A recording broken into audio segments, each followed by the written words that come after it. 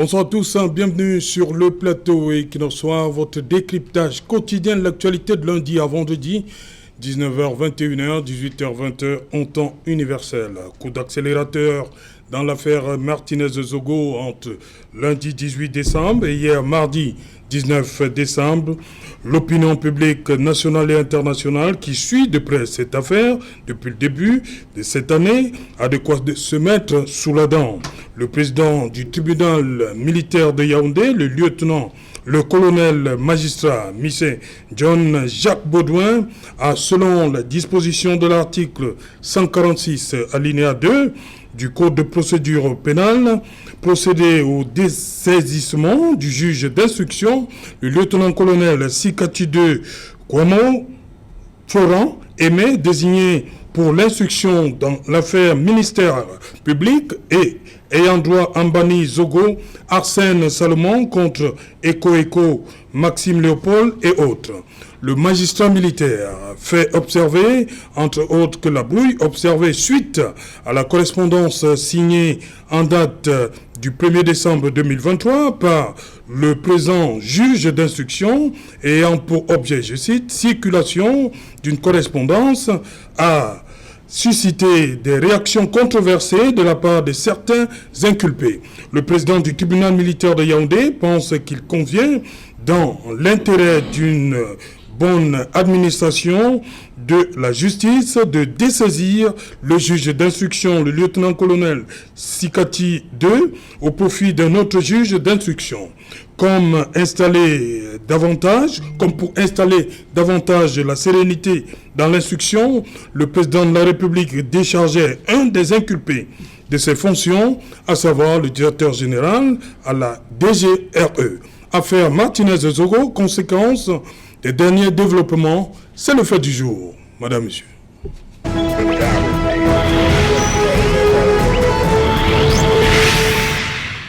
Et pour en parler, nous avons en plateau ce soir Maître Cheikh Ali Al-Assad. Bonsoir Maître, bienvenue.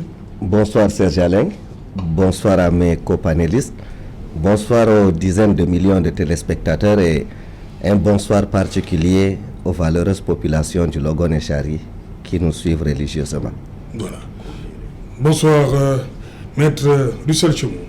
Bonsoir, M. Serge Alain. Bonsoir à mes copanélistes et confrères, à mon très aîné confrère Mengefa que je revois de retour de Belgique, toujours aussi élégant, à mon frère Ali et bien évidemment aux millions de téléspectateurs de la chaîne télévision Equinox. Merci encore pour votre invitation. Voilà. Bonsoir, Maître Ngefa. Monsieur le rédacteur en chef d'Equinox Télévision, bonsoir. Un bonsoir particulier à monsieur le maire de Melon qui vient de découvrir qu'il a un an de plus au moment où nous parlons. Bonsoir monsieur le maire Kétéjean. Bonsoir à tous ceux qui nous regardent. Bonsoir à monsieur Amougou. Bonsoir à monsieur Eko, libre derrière les barreaux. Merci. Bonsoir Maître Sylvain Tongo. Bonsoir Serge. Bonsoir à tous mes copanélistes, notamment au Maître Ngefak, à qui nous souhaitons un bon retour au pays et parmi nous. Bonsoir particulièrement à Madame Menta, à qui je souhaite bon rétablissement, qui sort d'un état très difficile. Et j'en profite de votre plateau pour adresser mes chaleureux joyeux Noël et bonne fête de fin d'année à toute la communauté du Grand Cam, notamment au mouvement Cam Seni. Voilà, Maître Kaifa, comme toujours, je commence par vous. Il y a une semaine, nous étions sur ce plateau après, j'avais intitulé Justice militaire de nouveau sang. Et ce jour-là, on n'était pas très sûr. Je crois qu'il n'y a que Maître Ali qui disait qu'on nous préparait déjà à ce qui est arrivé lundi dernier, c'est-à-dire le juge d'instruction, lieutenant-colonel Sikati, a été dessaisi de cette affaire. Finalement, pour vous, qu'est-ce qui aura conduit comme ça à ce qu'on lui retire ce dossier? Merci. Est-ce la seule journée, on va parler de la journée du 1er décembre, est-ce que c'est le seul fait qu'on peut reprocher au lieutenant-colonel Sikati? Serge Alain, merci de nous faire revenir presque la même équipe. Un bonsoir spécial encore à Sylvain Gono qui est là, que j'ai le plaisir de revoir sur ce plateau. Je crois que nous avions déjà élagué toutes les combinaisons pour aboutir à ce que nous sommes en train de vivre. Alors, notre rôle ici, c'est d'expliquer ce que la loi dit. Nous ne savons pas tout, nous ne sommes pas des adeptes de toutes les connaissances, nous ne sommes pas des omniscients. Ce que nous savons faire, c'est de lire et de comprendre la loi. Nous avons dit la dernière fois que plusieurs vice-présidents pouvaient être nommés au tribunal militaire. C'est acté. Nous avons crié que le juge d'instruction, magistrat Sikati 2, Tamo, n'était pas dessaisi au regard de la loi. C'est acté. J'avais indiqué que maintenant, ça dépendait de l'organisation judiciaire. J'étais allé plus loin en disant qu'en janvier, la réorganisation du tribunal, le président pouvait démobiliser pour retirer le dossier subrepticement au juge. Or, nous venons de constater qu'il a utilisé cette dernière pirouette. Donc, ceux qui sont à la manœuvre ont utilisé cette dernière pirouette pour lui retirer le dossier. Alors, qu'est-ce que je comprends? Monsieur Sikati s'est énervé de ce qu'il y a eu empiètement dans ses pouvoirs. Quand vous lisez bien la correspondance du président du tribunal, il vous dit depuis le jour où le juge d'instruction a adressé sa correspondance confidentielle au commissaire du gouvernement, il n'a plus posé d'acte. Alors que le temps tend au cou, alors que le temps court. Alors, pourquoi il n'a plus posé d'acte alors que rien ne lui interdisait la poursuite de l'instruction? Ce que je tire comme conséquence, c'est qu'il était énervé, il était fâché et il a exprimé son courroux à travers son silence. Il a dit, comme vous voulez faire sur mon dos, alors je vous laisse faire. Je crois que c'est la sanction de se laisser faire. Et le commissaire du gouvernement a pris acte. Si vous relisez, vous allez voir, ça transpire de M. Sikati n'a plus voulu travailler. C'est le résumé. M. Sikati n'a plus voulu travailler. Alors, le reste maintenant, j'avais déjà dit que cette décision, cette ordonnance de mise en liberté n'était pas fausse. Elle était non authentique. Non authentique parce qu'il manquait de visa. Vous avez vu que le président du tribunal, de façon administrative, de façon militaire, devait viser la décision avant qu'elle ne sorte. Et le juge d'instruction est passé outre ce visa qui n'est prévu par aucune loi. À l'heure actuelle, quand vous réalisez la décision qui le dessaisit, on met en cause sa correspondance qu'il a adressée au commissaire du gouvernement. Donc, c'est la faute de ce monsieur. Pour celui qui comprend prima facie, cela voudrait dire qu'il n'aurait jamais dû adresser cette correspondance. Alors, si cette correspondance ne devrait pas exister, quel est donc le sort de l'ordonnance de mise en liberté? Quel est le sort de cette ordonnance de mise en liberté? Alors, tout le monde connaît la situation, l'histoire qui courait.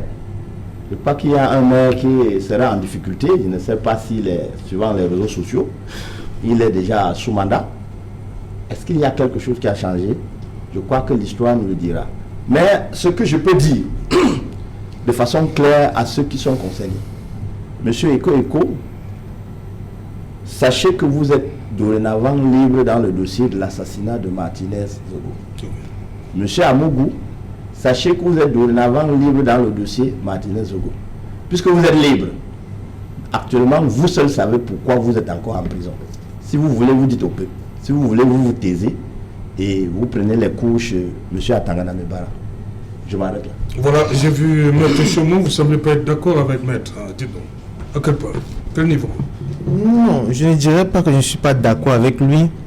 C'est juste que, bon, je me suis un peu esclaffé du fait qu'il lisait dans l'esprit du juge. Ouais. À moins qu'il ait eu un entretien avec le juge, ce que je ne sais pas ou ce que personne peut-être ici sur le plateau ne sait. Mais s'il est vrai que je partage la majorité de son argumentaire, mais je ne suis pas... Il y a des points, en fait, il y a des points de divergence. Justement. Alors, je tiens quand même à relever une chose, c'est qu'on a affaire à des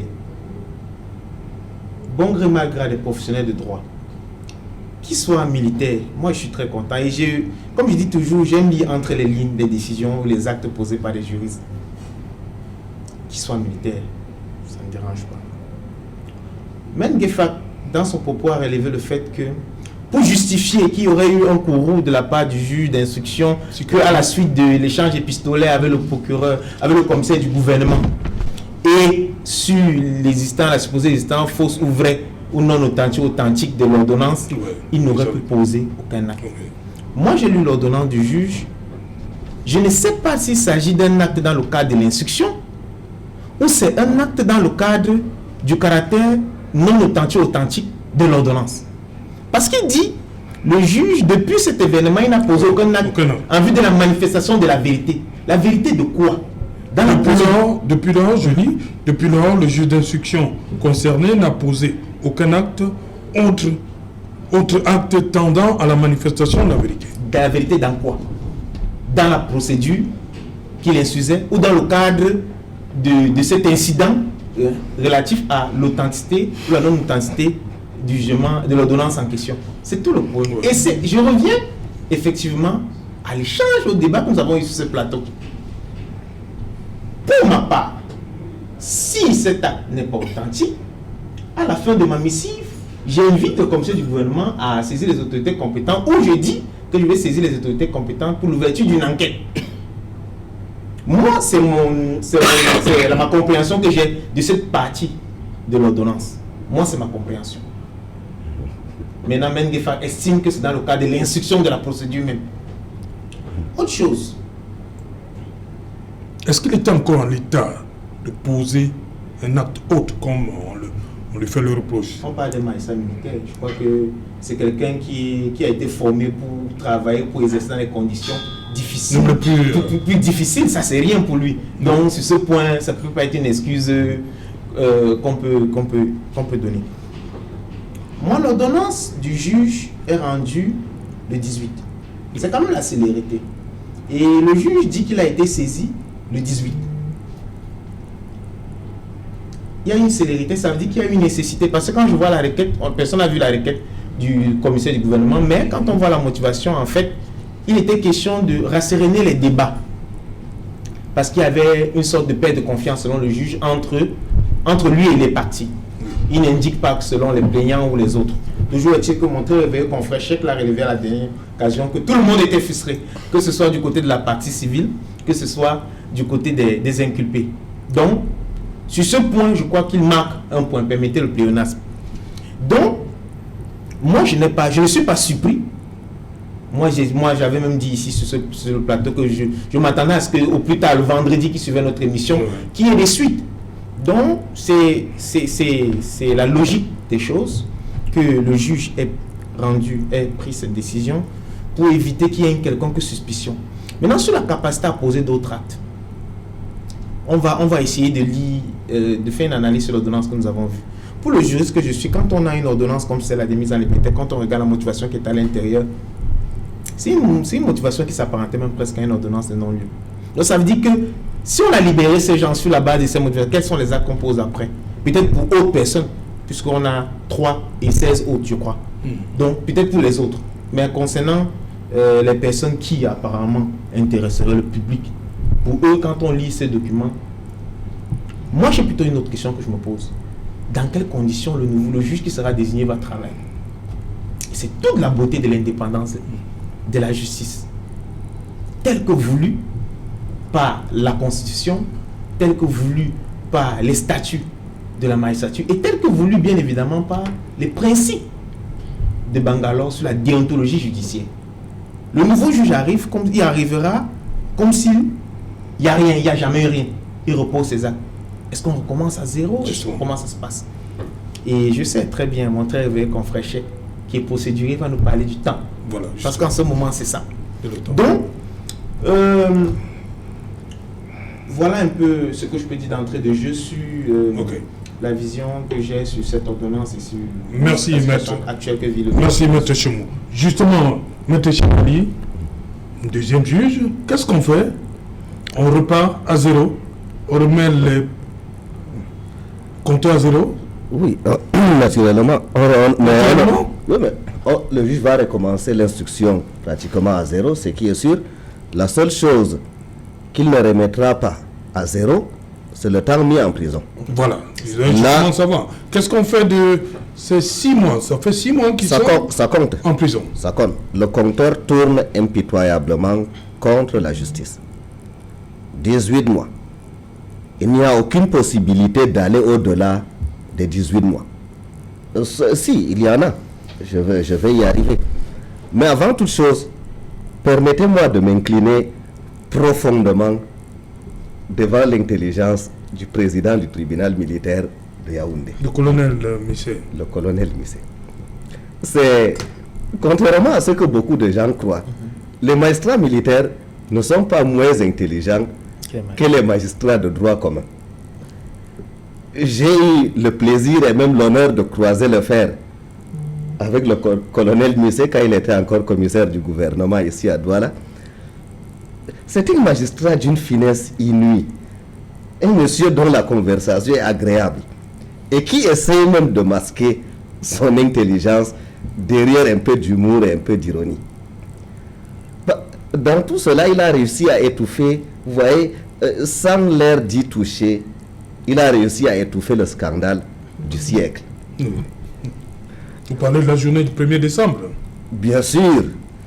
Oui, les esprits étaient divisés. D'aucuns disaient l'ordonnance est fausse, d'autres disaient ceci.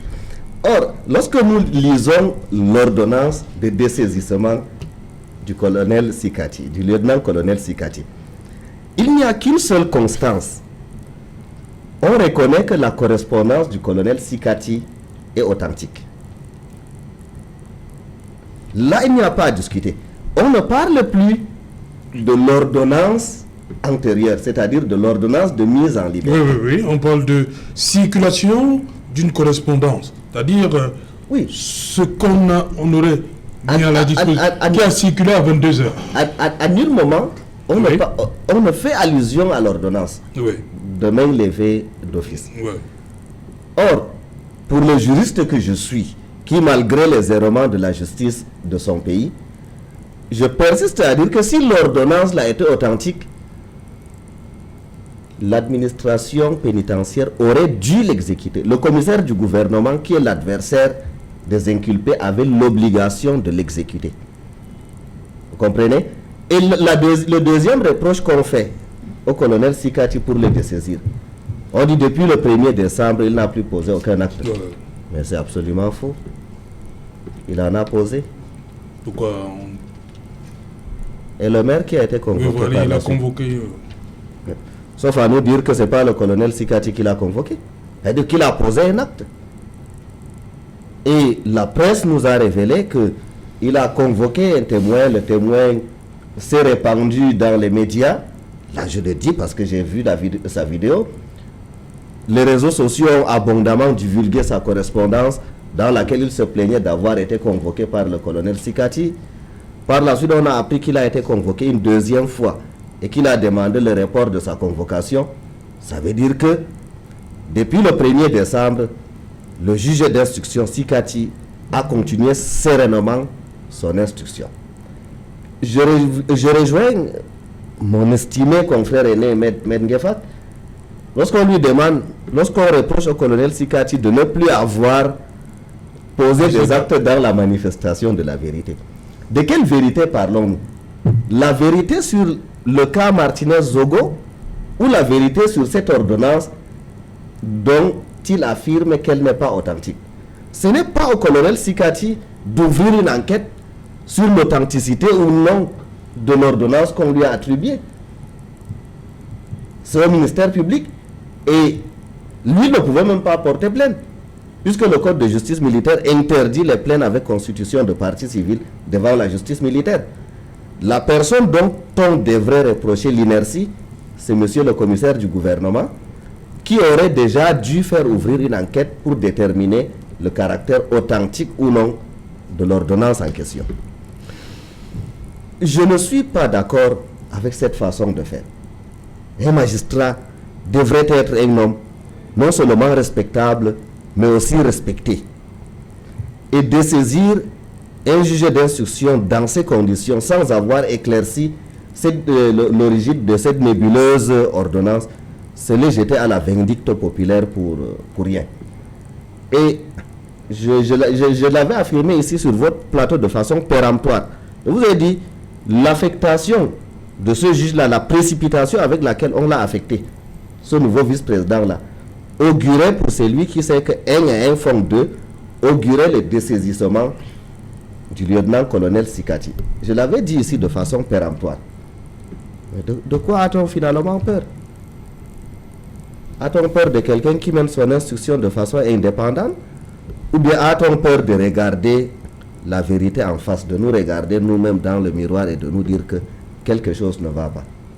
Mais ce qui est évident, et je le répète encore, autant je me suis incliné devant l'intelligence du président du tribunal militaire de Yaoundé, je connais mes confrères qui sont engagés dans ce dossier.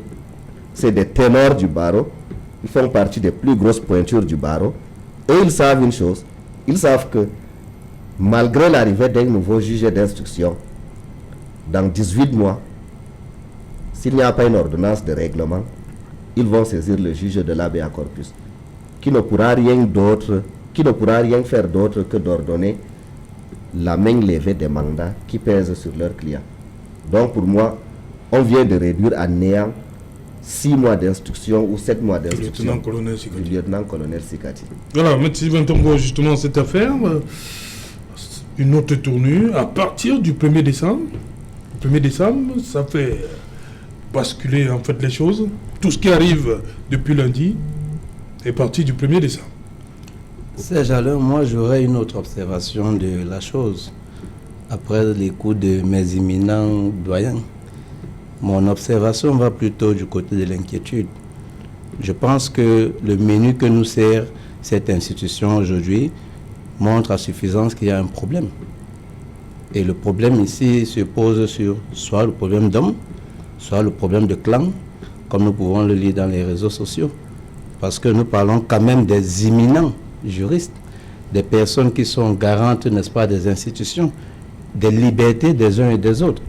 Lorsqu'on vient à nous présenter une ordonnance du juge Sikati, qui a quand même un dossier qui lui a été coté par instruction, n'oublions pas que le président de la République s'est saisi de cette affaire et qui vient à donner une ordonnance, à servir une ordonnance annonçant la relaxation de ces 2 présumés et que tout de suite le commissaire nous dise non, tenez, ça c'est pas faisable.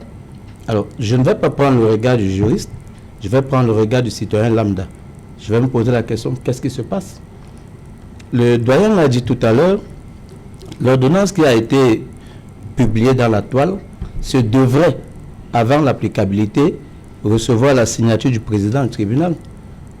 Comment est-il possible que ça se retrouve à la notification sans la signature du président du tribunal? Ça veut dire que quelque part, il y aurait des coups de poing sous les vestes. Voilà un peu d'où va mon analyse. Il y aurait des coups de poing sous les vestes.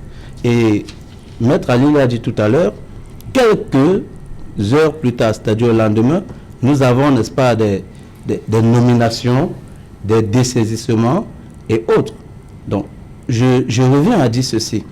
Dans cette affaire, en matière d'instruction, quelle est la conséquence de la liberté des présumés? Puisqu'il y a l'ordonnance qui les met en liberté, Maître Ngefak l'a dit tout à l'heure, il les souhaite d'ailleurs, félicitations pour leur liberté en prison. S'il y a des coups de poing dans la matière judiciaire, à moins de temps, est-ce que les mises en cause, est-ce que les présumés doivent payer le prix?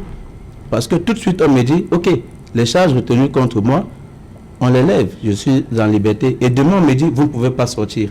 Donc moi, je sors de l'observation du juriste et je dis, mon père est gardé, on dit qu'il est libéré, et ensuite on me dit, il n'est pas libéré. Ça veut dire que le problème vient de l'appareil même de la justice. Et c'est à ce niveau que nous tous nous posons des points d'interrogation, c'est à ce niveau même. Ok.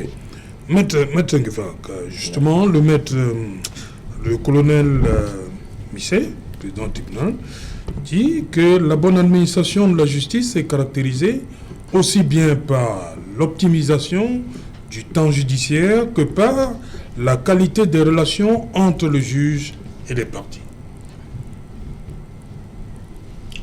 Il y a eu un problème depuis le 1er décembre Ces gens-là, entre le juge et les parties. Est-ce qu'il y a eu un problème? personne n'accepte qu'un être humain place son frère en prison.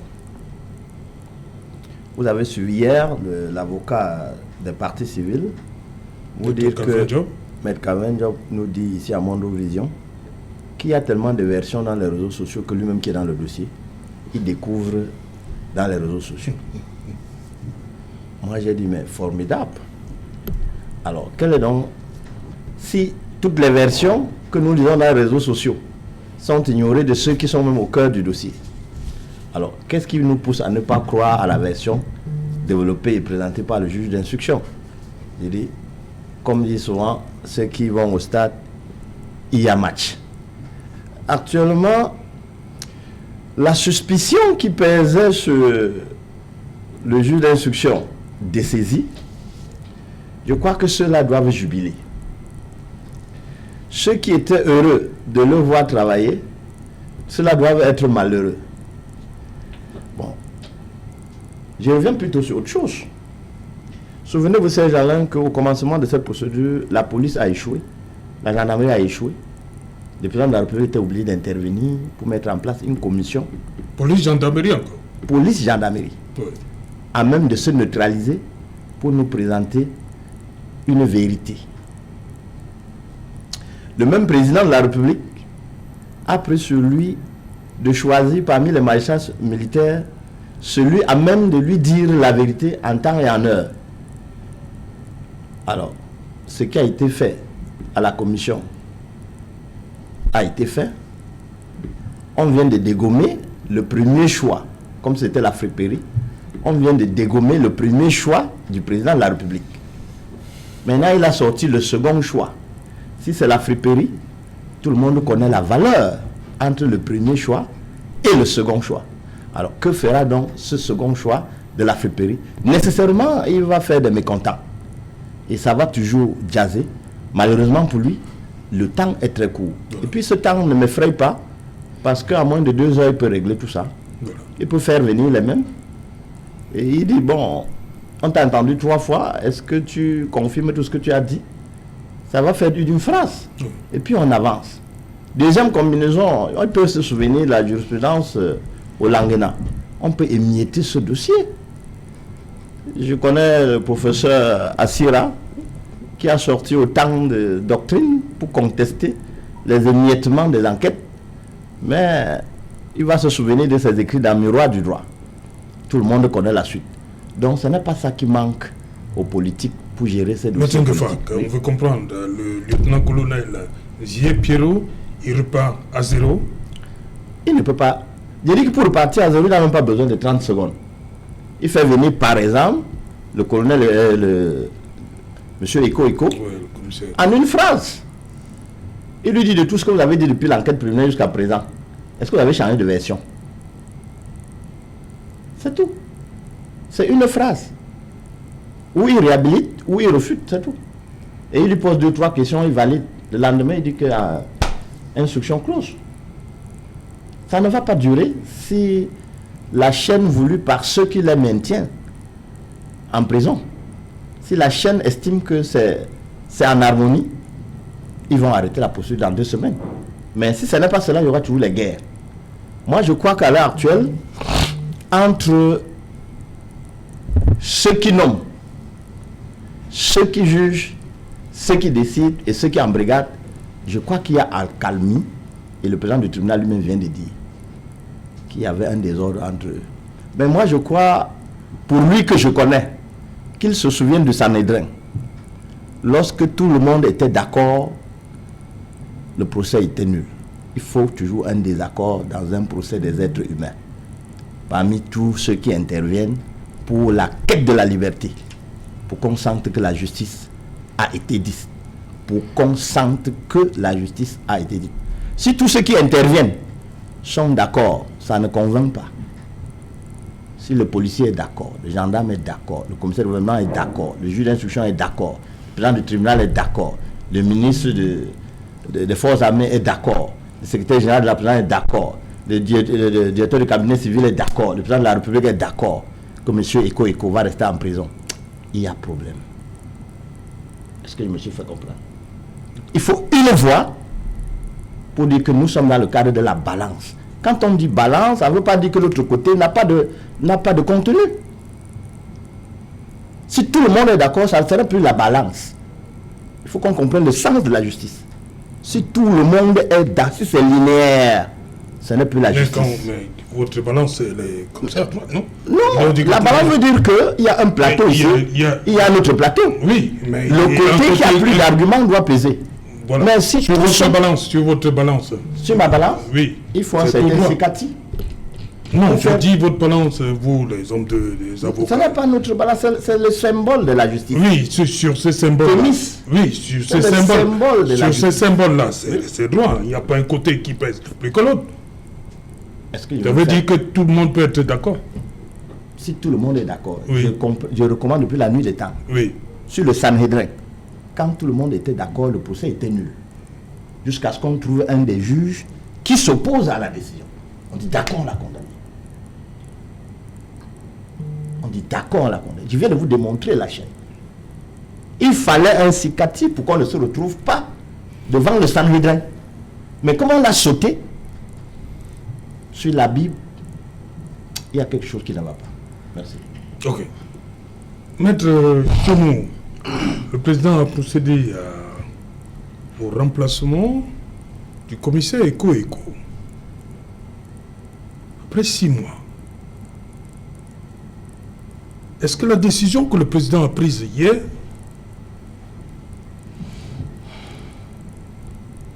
il a fallu que les événements du 1er décembre connaissent ce qu'on a eu le 1er décembre pour que le président prenne cette décision? Est-ce que juger le commissaire Eko en tant que DGAE, ça posait problème? Maintenant qu'il n'est plus DGAE, est-ce que l'instruction peut aller... Ça posait problème? Bon. Maintenant qu'on l'a déchargé, je vais avoir célérité. Répondre à cette question nécessite qu'on s'y prenne à plusieurs reprises. Donc, il y a plusieurs volets. Oui. Première chose, le chef de l'État nomme aux emplois civils et militaires. J'ai entendu dire ça ici. Oui. C'est la Constitution. Article 8, je crois. Ça veut dire que à tout moment, il peut utiliser son pouvoir régalien. Donc, c'est un pouvoir constitutionnel. Il pouvait faire en janvier, quand les faits étaient pendant l'instruction ou après. Deuxième chose, rien n'empêche, ou il n'écrit nulle part, que le patron de la recherche extérieure soit jugé. C'est un justiciable comme tout le monde. Pendant qu'il est en fonction? Je dis, rien ne dit que pendant qu'il est en fonction, il ne doit pas être jugé. Je vous vois venir, je comprends que son poste, son grade, sa fonction nécessite certains égards. Mais nous sommes dans une république. Certains parlent en construction. Moi, j'ai dit une république de droit constitutionnel. Et nous avons un code pénal qui est une loi. Je crois que c'est l'article 1er qui dit tout le monde est égal devant la loi. Donc c'est clair. Sur le principe, il n'y a pas de débat, il n'y a pas matière à péricliter. Maintenant, en tant que professionnel, acteur de la justice, si je me mets à la place du juge ou des avocats dans le dossier, il y a quand même un message fort. Pourquoi maintenant? Voilà, c'est ça ma question. Il y a dit 9 mois après. Est-ce que en le déchargeant de sa fonction, ce n'est pas déjà une présomption de culpabilité? C'est là où le juge doit être indépendant. Indépendant à l'égard des autres institutions. C'est ça l'indépendance d'un juge. Il ne doit pas être influencé par les faits, les éléments extérieurs au dossier de procédure. c'est la loi. Puisqu'il n'a que son intime conviction, les éléments du dossier qui doivent. Mais comme disait l'ancien président de la Cour suprême, premier président de la Cour suprême, Alexis Djipanda-Moïse, qui disait « Les juges sont des êtres de chair qui ont la pénible fonction de juger les semblables. » Ça veut dire que ce sont des hommes de chair. Ça veut dire lui-même, le prochain juge d'instruction, quand il va s'asseoir chez lui, sa femme va lui dire « Mon frère, tu as vu le message que le chef d'État t'envoie là, en enlevant, ça veut dire son ami, n'importe qui, lui-même peut se poser la question. Mais il doit faire l'objet, il doit faire preuve de froideur. Comme disait mon très vrai grand frère Thémis, il porte son bandeau, il ne regarde pas le décret du chef de l'État. Oui. Il juge, il va décider s'il y a les éléments à charge ou à décharge contre l'inculpé qui lui est présenté. Sur la base des éléments qui figurent dans le dossier. Ce n'est pas moi qui le dis, c'est le ministre de la Justice de ce pays qui, répondant à des députés là, évoquait ainsi. Donc, maintenant pour le citoyen lambda, c'est un message fort. Maintenant, le temps du président, comme on dit souvent, lui, son temps, il est maître de son temps. Peut-être il a apprécié, peut-être il nous a suivis ici. Parce que je crois que sur ce plateau, les gens l'ont évoqué. Est-ce qu'il ne fallait pas le décharger pour le juger? Et au cas où, peut-être s'il était, s'il avait bénéficié d'une ordonnance de non-lieu, il pouvait être réhabilité. On ne pouvait pas suspendre temporairement en attendant l'issue de la procédure. Mais toujours est-il que lorsque quelqu'un est poursuivi et qu'il, même s'il est en prison, il est présumé innocent. C'est également les textes de notre pays. Donc je me dis peut-être ce temps qui était observé par le chef de l'État, c'était dans le cadre du respect de la présomption d'innocence. Et maintenant que la décision de le décharger pose quand même la question de la présomption de culpabilité. Donc, mais toujours est-il que le juge va faire preuve de... Dans tous ces éléments, il va faire le tri, ça va faire le tri et ne se fonder que sur les éléments du dossier. Vous avez posé la question de savoir l'état d'esprit qui existait sûrement entre les juges et les anciens. Oui. Bien évidemment, c'est évident. Je ne vous ferai pas un secret. J'ai posé avec un confrère dans le dossier. Je crois que de part et d'autre, tout le monde avait des récriminations à l'égard du juge d'instruction. Vous avez suivi M. le bâtonnier, le passe-bâtonnier, à la radio, qui disait que c'est un scandale, c'est grave. Puisqu'il dit qu'il a une décision en main, ça veut dire qu'il faut que son client soit dehors. Ses clients soient dehors. De l'autre côté, on crie à l'allée. Donc, il faut pouvoir redistribuer les cartes, remettre tout le monde au centre pour recommencer le débat. Ce que j'ai appelé rasséréner les débats, rendre les débats sereins. Donc, c'est nécessaire de désigner un nouveau juge qui va connaître l'affaire. Et j'ai suivi, il n'y a pas longtemps, sur ce plateau, que certaines personnes avaient déjà des prémonitions sur ce fait. Moi, je n'avais pas de doute. Quand j'ai vu qu'il y avait une nouvelle nomination, j'ai senti que ça devait arriver. Maintenant, il faut que le nouveau juge se presse. Je vais terminer par... Vous avez posé la question à Menguefak. Qu'est-ce que le nouveau juge fait?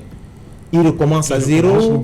Qu'est-ce qu'il fait? Oui, c'est possible. Il peut s'inspirer, puisque les actes qui ont été posés par son prédécesseur n'ont pas été annulés. Ces actes n'ont pas été annulés. Donc, ces actes restent valables. Les auditions, les interrogations, s'il y a eu des perquisitions, s'il y a eu des descentes, expertise, qu'est-ce que j'en sais. Mais pour ma part, je pense qu'il devra faire preuve. Il ne faut pas qu'il s'approprie les actes du prédécesseur. Je pense qu'il doit agir, montrer qu'il a instruit lui-même le dossier, la procédure. Mais je pense qu'il y a encore du temps. Il y a encore du temps. Il y a encore du temps, c'est pas compliqué. On lui donne uniquement ce dossier, il ne se concentre qu'à ça. Ça veut dire qu'il travaille dessus, et on ne lui code pas une autre procédure. Il a encore du délai, il peut s'en sortir. Voilà, Maître Tchekali, justement, on va dire que depuis le 1er décembre, les choses vont vite. Il y a cette ordonnance de mise en liberté, démentie quelques heures après. Il y a la nomination d'un vice-président du tribunal de Yaoundé, et en même temps juge d'instruction, et le juge Sikati est dessaisi. Ensuite, il y a le commissaire Eko qui est n'est plus directeur général de la DGRE. Pour vous, ça veut dire quoi? Surtout pour le cas du commissaire divisionnaire Eko. Oui, dans cette affaire. Son cas est intéressant, mais si vous voulez comprendre, il ne faut pas se focaliser uniquement sur son cas. Il faut avoir une vie d'ensemble. Les événements sont reliés les uns aux autres. Et déjà, lorsqu'on a affecté un nouveau vice-président au tribunal militaire, Oui. presque tous les observateurs de la scène se sont focalisés sur le cas du lieutenant-colonel Zie, dont on savait qu'il venait pour prendre le relais du lieutenant-colonel Sikati. Mais on a oublié un autre. On a enlevé le chef de la division, le directeur de la division, le chef de la justice militaire, le directeur de la justice militaire. Oui, c'est bon. Ce n'est pas un acte anodin. C'est parce que le sommet de l'État, la présidence de la République, puisque nous ne parlons pas de justice, nous parlons de justice militaire qui est entièrement logée au sein de la présidence de la République. Subitement, la présidente de la République s'est rendue compte que le fonctionnement de la justice militaire laisse à désirer. Aussi simple que ça. Et on a enlevé l'officier général ou l'officier supérieur qui coiffe la justice militaire, espérant que les choses vont être redressées. Le remplacement du directeur de la justice militaire augurait automatiquement le dessaisissement du juge Sikati. Lorsque je vous ai dit que Sikati va être dessaisi, c'est parce que dès que j'ai vu le remplacement du directeur, ça allait de soi. Maintenant, vous avez parlé de M. Eko. Qui est remplacé. Qui est remplacé, oui, qui est remplacé, qui n'est plus directeur général à la... Depuis janvier, il est dans... Oui, je suis d'accord. Dans les liens de la prévention, mais... Depuis... Pourquoi avoir attendu ce moment, le timing? Pourquoi... Justement. Oui, pourquoi en ce moment-ci? Parce que c'est la vraie question dans tout ça. Comme disait un de vos invités, je crois, Maître Abdoulaye Harissou, l'a dit, je répète ces mots, il dit, moi, ce qui m'intéresse, c'est Eko. Dès le début de l'enquête, sans préjuger, sans m'aventurer, sans violer le principe de la présomption d'innocence, il est quand même automatiquement établi de façon irréfragable que la DGRE est mêlée à l'assassinat ou aux atrocités qui ont été perpétrées contre Martinez Ogo. Cela ne fait pas l'ombre d'un doute. C'est dès cet instant que les responsables de la DGRE auraient dû être déchargés. Non pas parce qu'ils sont coupables, ce n'est pas au président de la République de dire qu'il est coupable. Mais le président de la République aurait dû tirer les conséquences qui s'imposent. Que des éléments de la DGRE ont été impliqués dans l'assassinat d'un citoyen. Dans un pays normal, on aurait dû les décharger à l'instant même. Mais on a les choses y aller, doucement, tranquillement, espérant sauver le bébé et l'eau du bébé. Et on a vu que les choses prenaient une mauvaise tournure. Ça bloquait le cours de la justice. Moi qui suis avocat, moi qui ai l'habitude de plaider devant le tribunal militaire, je vous assure que j'aurais eu beaucoup de mal à cross-examiner, par exemple, le chef de service de renseignement camerounais. Et le président de la République s'est rendu compte que la confiance que le baromètre de sa popularité ne faisait que chuter de jour en jour. Il fallait poser un acte politique fort. Puisque il se murmurait sous cap et de plus en plus, les gens ont commencé à dire qu'en réalité, personne ne veut que la vérité ne sorte. Du coup, pour essayer de regagner un peu en popularité, qu'est-ce que le président de la République a fait? Il a déchargé non seulement le directeur général de la DGRE, mais aussi le directeur général adjoint de la DGRE, qui lui n'est pas impliqué dans la procédure judiciaire. Faut pas seulement voir qu'on a remplacé le divisionnaire Eko. On a aussi remplacé son adjoint. Et si le commandant des opérations n'était pas impliqué dans la procédure judiciaire là, lui aussi aurait été remplacé. Donc ne dites pas qu'il y a précipitation, dites vous-même seulement que ces décrets là ont trop tardé à être signés. En principe, dès qu'on a eu la preuve que la DGRE était impliquée, même si on avait seulement eu la preuve que une bicyclette de la DGRE a été impliquée dans l'assassinat d'un Camerounais sur le territoire camerounais. Parce que il y a cette nuance. Le meurtre est toujours une infraction. Mais en politique ou en géopolitique, il est admis d'une certaine façon que des individus qui constituent une menace contre la sécurité d'un État puissent être éliminés. Mais à la condition que ces individus se trouvent hors du territoire. Est-ce que vous comprenez? La CIA a l'habitude d'assassiner ceux qui sont considérés comme des menaces contre la sécurité des États-Unis. Mais la CIA ne va jamais s'aventurer à toucher un seul cheveu d'un citoyen américain vivant sur le territoire américain. Or, le rôle de la DGRE est exactement similaire à celui de la CIA, c'est-à-dire de veiller à la sûreté de l'État. Cette fois-ci, le président de la République se rend compte que les responsables de la DGRE ont failli en ce qu'ils n'ont pas su surveiller leurs propres structures, leurs propres éléments, à tel point que la DGRE est impliquée dans un scandale majeur. Parce que l'affaire Martinez-Zogo, c'est le plus gros scandale qui ait jamais éclaboussé la DGRE. C'est de bonne guerre. Nous devons même nous plaindre que le président de la République ait pris tout ce temps avant de remplacer l'exécutif de la DGRE. Okay. Voilà, si nous tombons sur cette... on voit que le président de la République, il faut le dire comme ça, va dire qu'il suit. C'est lui qui avait décidé de cette commission mixte police-gendarmerie pour qu'on commence à procéder aux premières arrestations. Et là, on sent qu'il suit particulièrement cette affaire. Le président de la République, quelqu'un me disait que le président est avec le peuple dans cette affaire. Serge Alain, je vais parler sous le contrôle des aînés qui sont sur le plateau. Nous parlons là de la plus haute instance de la magistrature, le président de la République.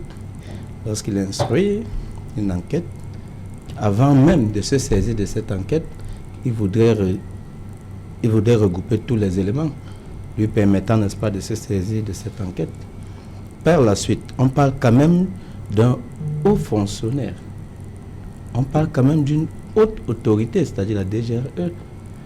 Alors, s'il est cité dans une procédure, comme le disait mon cher confrère, il n'est pas exempt de la loi.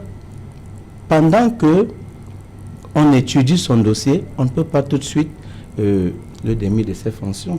Vous savez, en matière de procédure, on est d'abord mis en cause, ensuite prévenu, et tout ce qui va avec. Le président de la République, comme vous l'avez cité, de janvier en décembre, pourquoi? Il laisse le soin à la justice de faire son travail, d'observer et qu'on lui rende compte. C'est au sortir de ces conclusions, je vais dire des premières conclusions, qu'il peut se prononcer en tant que celui-là qui a instruit la procédure. Et donc, ce que nous avons aujourd'hui, la déchéance du DGS et son vice, comme l'a rappelé Maître Ali. Et le pourquoi du vice, ça n'a pas à se dire sous des lumières. C'est un rapprochement. Maître Ngefara l'a dit tout à l'heure, il y a les relations entre le juge et les parties. Ça, c'est la première analyse que je peux apporter de la situation. La deuxième analyse, elle va beaucoup plus sur le plan social, et Maître Ali l'a évoqué. C'est un stratège politique. Le président de la République est le père de la nation. Il a d'un côté un fils, un citoyen camerounais qui ne demandait qu'à vivre, qui a été, dit-on, froidement assassiné, comme nous ont présenté les éléments en charge dans le dossier. Alors, que faire? Il y a la grogne des experts du droit, que sont les avocats, les magistrats et tout ce qui va avec. Il y a la société civile et il y a la population. En dernier ressort, il y a les familles des victimes. S'il ne prend pas des mesures qui s'imposent pour essayer, n'est-ce pas, d'apaiser les tensions qui sont activées par les réseaux sociaux, ça peut avoir un impact sur le plan tant sécuritaire que de crédibilité dans la gestion de la matière. Alors, le président de la République, lorsqu'il décide de déposer ses hauts commis, Il est dans sa mission de chef de l'État pour permettre que tout le monde soit présenté aux enquêteurs en équitabilité. Imaginez un seul fait, que je sois le DGRE et qu'on me dise que c'est un adjudant qui doit m'auditionner. Il y a déjà ce complexe qui va s'installer et l'adjudant ne pourra pas faire son travail. Donc, moi, de manière très fine, l'analyse que j'apporte, c'est celle-là. Le président a pris tout son temps à analyser tous les paramètres et à poser les actes qu'il a jugés nécessaires au moment opportun. Ok. Maître Nguefak, sur le temps du président, depuis 9 mois que le commissaire Eko est cité dans cette affaire. Oui, Serge-Alain, j'ai juste 3 petites observations à la suite de mes brillants confrères. Oui. La première observation, c'est le problème qui est posé, c'est celui de l'immunité de juridiction du commissaire divisionnaire Eko. Est-ce qu'au regard de son grade, de son statut, des fonctions qu'il a occupées, est-ce qu'il doit se retrouver dans la même cellule que ce petit voleur de soya? Est-ce qu'il doit être jugé avec le même magistrat que juge ce petit voleur de téléphone? Ils n'ont qu'à s'en prendre à eux-mêmes.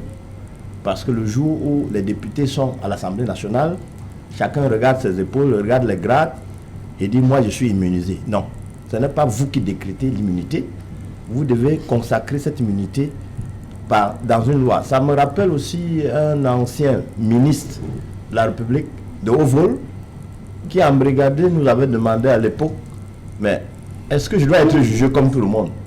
Nous lui avons répondu que vous avez protégé tout le monde, vous avez protégé le policier en route, mais vous avez oublié que vous-même vous êtes passible. Donc sur l'immunité, il est un homme comme tous les autres, il n'a pas pris une loi spéciale, il passe.